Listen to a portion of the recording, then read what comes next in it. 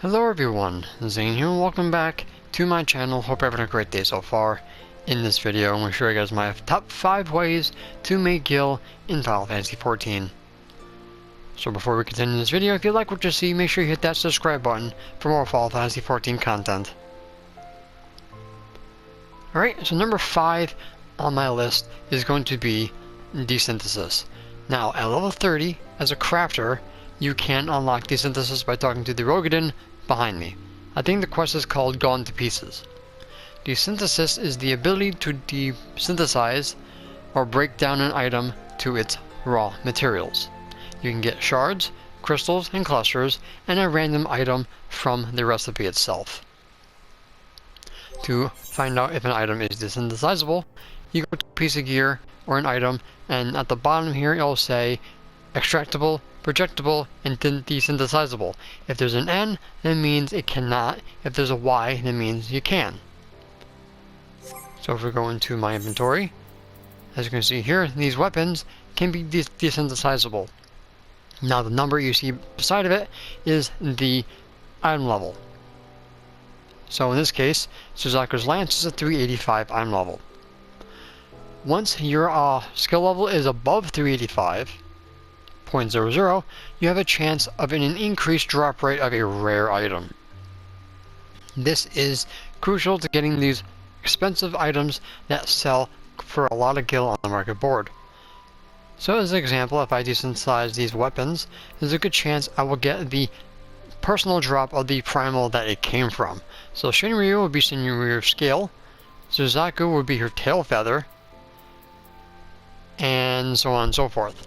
There are other items, such as Sublime Solution, that can drop from the latest level 80, or anything in Shadowbringers, in this case, gear.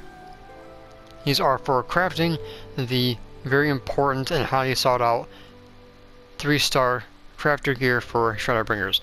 There are other items in Heaven's Ward, Realm Reborn, and Stormblood they also can get, but right now the most important ones are from the latest expansion. So let's go ahead and desynthesize these items and see if we get anything good. So you also can get these demi-materia, which go from battle, clear, and fieldcraft. The clear ones go straight for gil. Do not sell them on the market board, just sell them straight to a vendor. The field and battlecraft ones are used for crafting certain recipes. So you see you get a cluster in some cases and a material. Let's continue desynthesizing. Alright, so I got a Shinryu scale from his weapon, which is extremely expensive, last time I checked.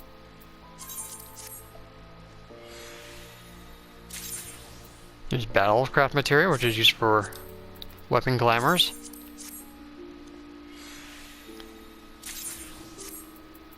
More materials.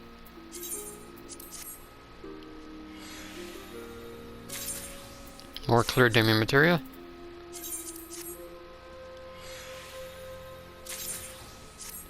Now with desynthesis, like I said, you can desynthesize anything in the game as long as you have it unlocked.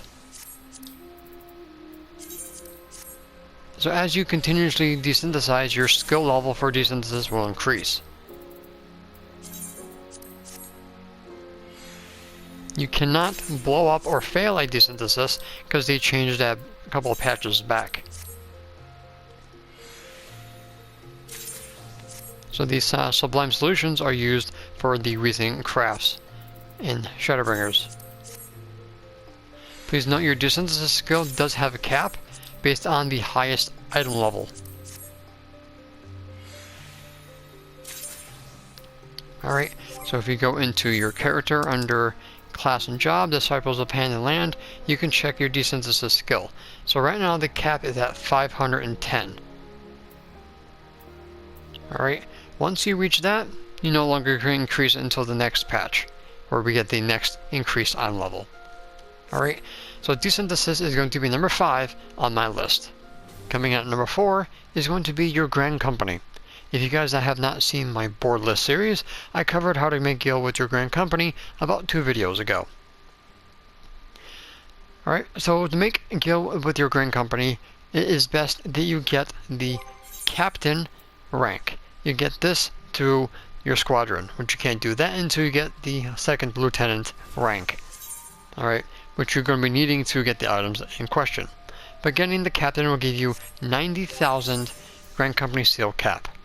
Alright, with 90,000 seals, you can get around 54,000 gil, and double that in an hour is 108,000 gil. Alright, so you go to the quartermaster in your grand company, go under materials, it's going to be in the bottom ranks, and you're going to go for these items here, the ones that sell for 360 gil to a vendor, not the market board. Getting 90,000 grand company seals should net you around, I believe, 150 of these. Alright, 150 of those should be around 54,000 gil. The best way to get grand company seals is, of course, doing unsynced dungeon runs, preferably on Blue Mage since it's completely broken, and you can pretty much do these pretty quickly. You also can do trusts, but they take a little bit longer because they're so slow with their DPS.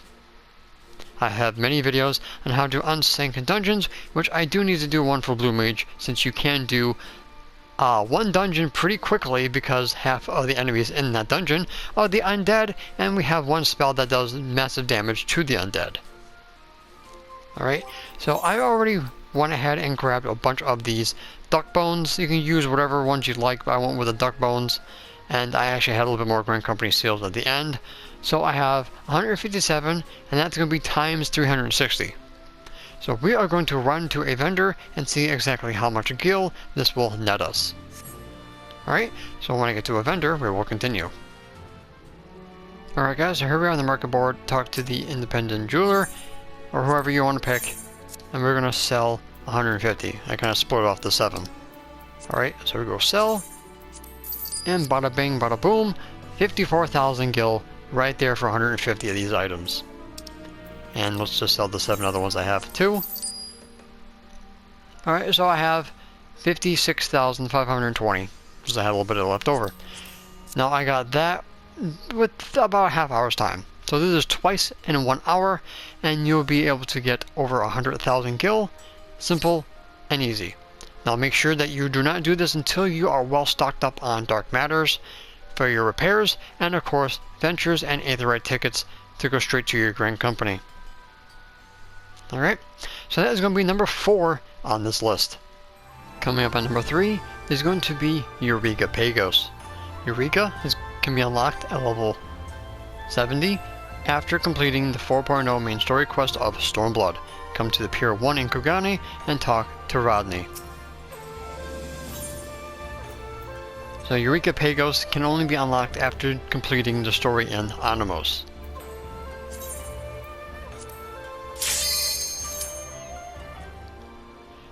In Pagos, we have these things called bunny fates. These fates will pop relatively within 5 minutes of you entering an instance if it's brand new. After completing the bunny fates, it takes them about 2 to 3 minutes, depending if the person who did the fate still doesn't have their bunny, still following them. They do die in one hit if they do get hit while trying to find their treasure chests after you complete the fate. The more people in the instance, the less you'll have a chance to be able to solo the fate yourself, because their HP does scale based on how many people are in the instance. So if you go into player search, you can see exactly how many people are in here. So there's going to be 2 fates, one down here and then one up here, obviously this one being the harder one. These bunnies can give you either a bronze, silver, or gold chest. Now, each chest will have a certain amount of gil given to you. Bronze, 10,000 gil, silver, 25,000, and gold, a whopping 100,000 gil. Alright, so what we're going to do is wait for this bunny fate to spawn. We'll do it, and I'll show you exactly how to get your treasure chest.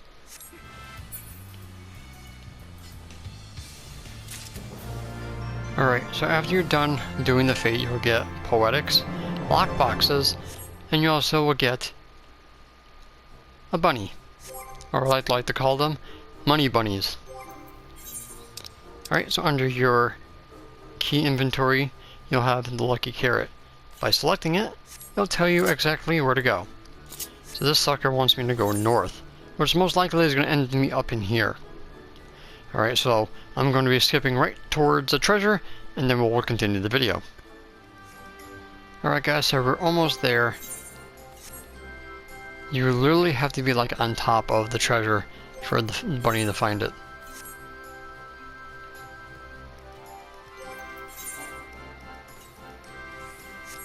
Alright, so this one gave me a bronze. So if I haven't mentioned before, bronze gives you 10,000 gil, silver 25,000, and gold gives you a whopping 100,000, and the possibility of getting an item that can go for like 20 times that much. Alright, so these can give you materials that you can use for a crafting item, materia, and of course the gil. If you guys want to see this more in depth and detail, I highly recommend watching my board list series for Eurekapagos. So this is going to be number 3 on my list. Coming up at number 2 is going to be leve quests, or leve quests, depending on who you are. So in Shadowbringers, there is a leve quest that you guys can do that will make you millions upon millions of gil, as long as you have these allowances. So in your journal at the bottom here, we have leve quests and you have allowances. You have a maximum of 100, and they give you, I think, about 6 per day.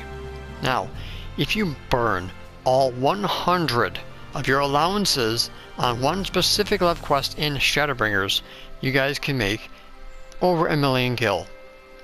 Now, it takes roughly over 2 weeks, slightly over 2 weeks, to get 100 back. Alright. So basically what you do, and I will make a more in-depth video about this. Under trade craft leaves, under blacksmith you have keeping loyalty. This is a triple turn-in leve quest, which means that you can make 3 items and pass it in for 3 times the amount of gil. And of course, 3 times the amount of experience, and 3 times the amount of the reward. You're going to be getting earth crystals, fire crystals, and dwarven mithrite ingots for keeping loyalty. To make these, all you need is the mithrite ingots and dwarven cotton. Obviously, to make the ingots, you need the mithrite ore and mithrite ore. Now for the cotton, you're going to be needing the dwarven cotton balls, and then to make the cotton you need the thread, which luckily comes in 3s.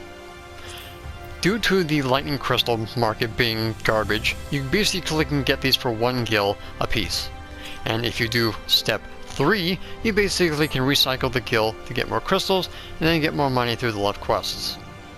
Now, to show you guys exactly how much money I have accumulated so far from this method,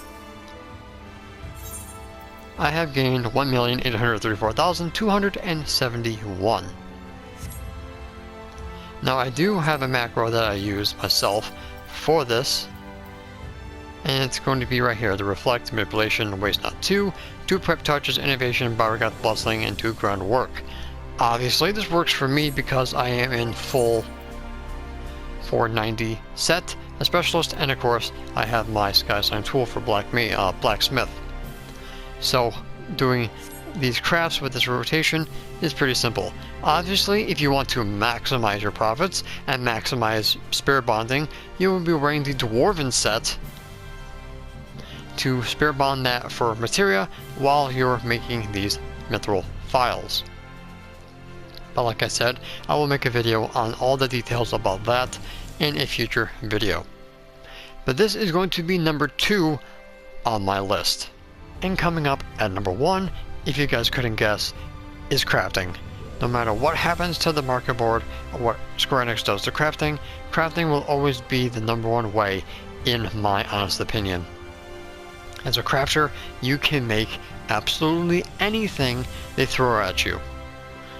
To maximize your profits, make sure to become a omnicrafter, which basically means level everything up to max. This way you can make anything in the game. Alright, so some examples are tinctures, which are potions that boost your stats for a temporary amount of time. People burn through these if they're trying to do extremes, savages, and ultimates. The other thing, food. Obviously, food also buffs your stats for a certain amount of time. They also are used for crafters and also gatherers. So these are extremely lucrative if you're trying to make a lot of gil.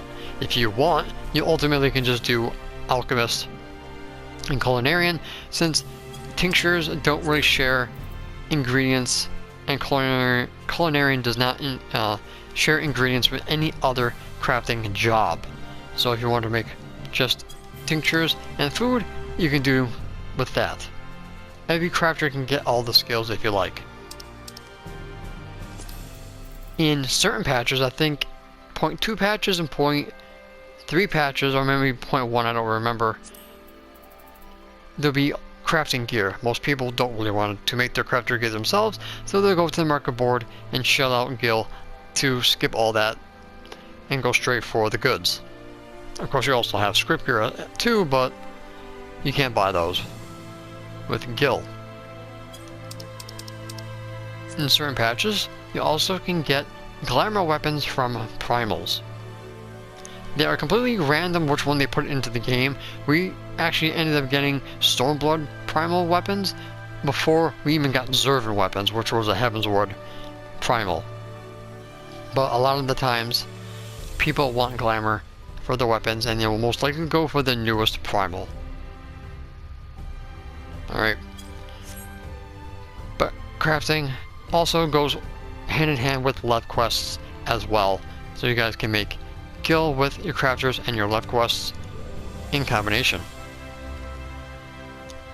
Some people will be complete morons and undercut items unreasonably, either because they just don't value the item or they have enough gil they don't really care for everybody else, and so everything kind of gets bombed and it's just a hot mess.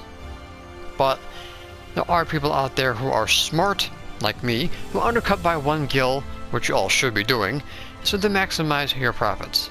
Remember, gil is not just currency, it is experience for people like me and, of course, Ash 10 himself, who basically has all the gil in the game. But he will tell you that crafting is probably one of the best ways to make gil. Alright guys, so that is going to be my top 5 ways to make gil in Final Fantasy XIV. Does not matter what expansion you're in, these items and these methods will always be quite lucrative. Alright guys, so that's pretty much going to be it for this video. Thank you so much for watching. Don't forget to leave a like if you found this useful.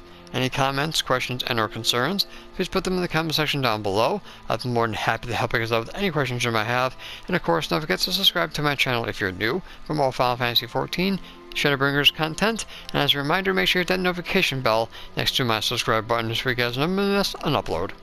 So until next time guys, remember walking the glorious light, I'll blow a Bahamut. Take care and I'll see you guys in the next video.